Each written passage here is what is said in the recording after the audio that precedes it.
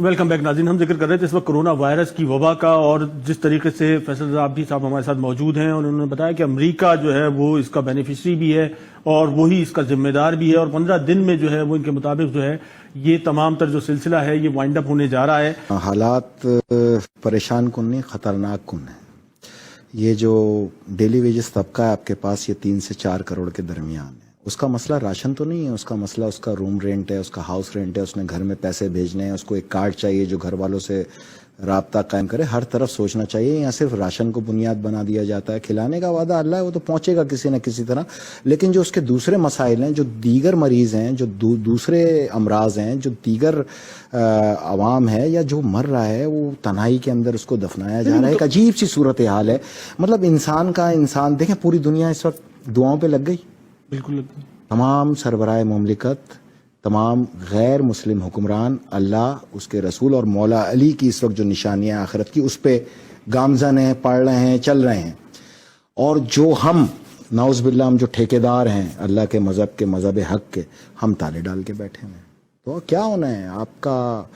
आपका फेथ होना चाहिए।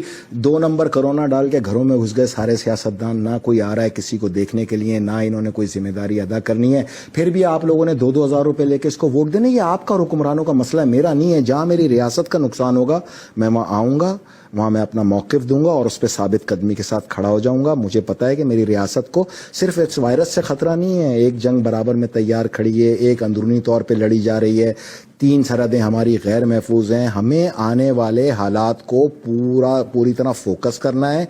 मुझे अगर चाइना की प्रोडक्ट्स के अंदर $50,000 भेजने, तो मैं 5 लाख का वैसे ही मकरूज हो गया हूँ, ये 12 रुपए डिवैल्यू होने से।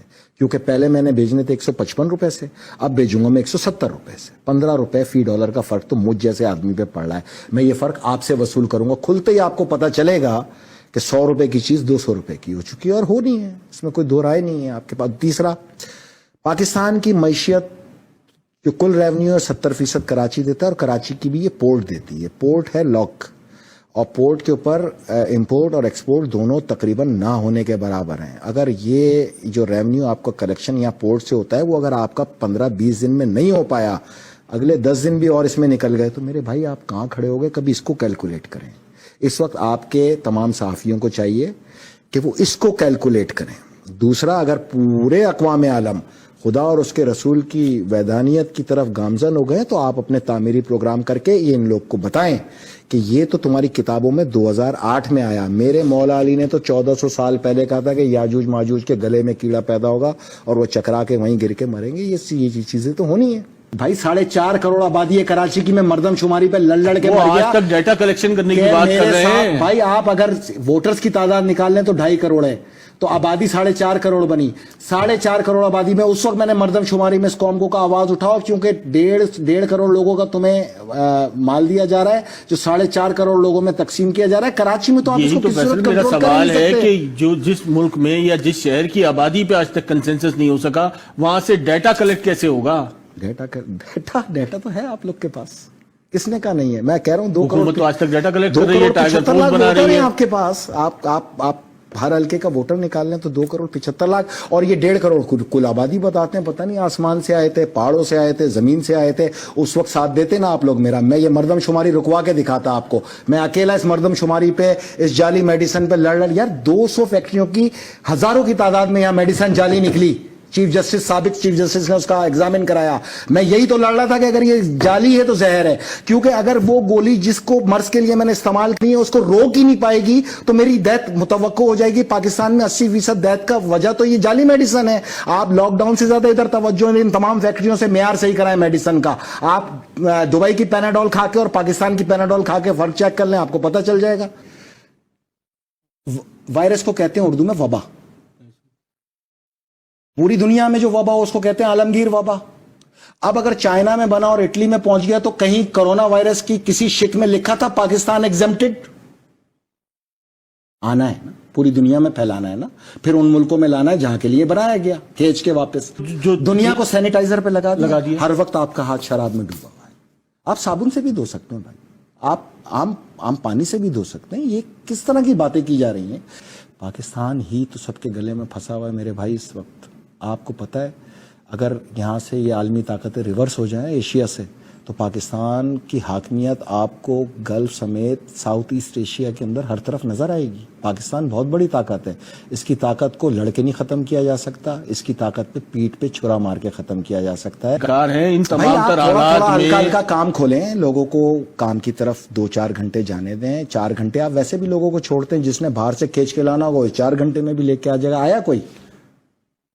میں نے آپ سے کتنا پیار, تعداد تو مسلسل میں بڑھ نے رہی ہے, آپ بہت تو کہہ آسان رہے ہیں کہ لفظوں یہ میں مزید بتایا. بڑھے گی, مزید خطرناک ہوگا. آپ فون کر کے پولٹری والوں سے پوچھ لیں تمہارے پاس مرغیاں زندہ ہیں, اگر وہ کہہ دیں نا زندہ ہیں تو آپ کو خوف کھانے کی ضرورت نہیں ہے. آپ اس سے سوال کا جواب جو ہے نا, معیشت کا پہیہ چلنا چاہیے فوری طور پہ, ورنہ ہم اگلے 20-25 سال تک کھڑے ہونے لائق نہیں رہیں گے. کلیئر؟ میں اسی کا تو پوچھ رہا ہوں نا, وہ کیا, وہ فارمولا کیا ہے؟ بھائی آپ ناک لپیٹی ہوئی, آپ منہ لپیٹے میں منہ لپیٹ لیں, بس یہی فارمولا. اور اچھا, وہ تو کہتے ہیں آنکھ سے بھی چلا جائے گا, یار کان سے بھی چلا جائے گا. اگر اس طرح جانا ہوتا تو سب سے پہلے یہ جانور مر چکے ہوتے. میں نے آپ کو مثال دے گیا. اب یہ جتنے آپ کے یہاں دانشور ہیں ان کو بلا کے پوچھ لیں یہ جانور کیوں نہیں مر. تھوڑا یہاں سے بھی سوچو یار, مطلب اتنا بھی ڈرنے کی ضرورت نہیں. کل کو کوئی عالمی جنگ لگ گئی تو گھر میں بیٹھو گے؟ نہیں, اس لاک ڈاؤن میرے کے ملک بعد کو کوئی جنگ لگا دے میں گھر میں بیٹھوں گا. تو ہم دیکھ رہے ہیں کراچی کی کعبے سڑکوں کا پہ طواف موقف ہو گیا, مسجدوں میں تالے پڑ گئے, دنیا اللہ رسول کو اپنی پارلیمنٹ کے اندر پکار رہی ہے, آپ لوگوں نے لیکن اس کا بڑا ایک دوسرا اسپیکٹ ہے کہ لوگ جو ہے وہ خدا کی طرف دیکھنا بھی شروع ہو گئے بہت بھائی زیادہ. جان رات کے باہر ساری رات بیٹھ کے لڈو کھیل رہے ہیں, وہاں تو نہیں پھیل رہا, دیوار کے اس طرف مسجد میں پھیل جائے گا. کمال ہو گیا. لیکن کہیں نہ کہیں تو قربت جو ہے وہ اللہ سے کی طرف جو ہے وہ بڑھنا شروع ہو دنیا گئی. نے دیکھ لیا, آپ کی قربت, آپ کا ایمان سب چیک ہو گیا, ہر ایک کا چیک ہو گیا. یہی چیک کرنا تھا اللہ نے. اور میں آپ کو بتاؤں پوری دنیا میں یہ فتنہ ہے نا, تو بھائی جان یہ طاقت تو پھر دجال کے پاس ہے. اور بالکل دجال کے حوالے سے بھی جو ہے وہ مختلف چیزیں جو ہے وہ مسلسل ہمارے سامنے آ رہی ہیں. وہ اس نے پوری عبادت گاہیں, مندر, مسجد, کلیسا, چرچ, ہر چیز بند کرا دی اس نے. تمام تالے پڑے ہوئے ہر طرف. یہ وار ہے اس کا. اللہ سے پناہ بھی مانگی جا رہی ہے, قیامت کا خوف بھی جو ہے وہ ایسا خوف طاری کیا آپ لوگوں نے. نہ کوئی چھت پہ آ رہا ہے, نہ گیلری میں آ رہا ہے. شاید موت اس کے دروازے کے باہر کھڑی ہے, وہ سونگے گا, اس کو موت آ جائے گی. سامنے ایک چھوٹی سی مرغی چلتی ہوئی جا کے اس کو یہ بتا رہی ہے کہ تجھ سے زیادہ تو میں طاقتور ہوں.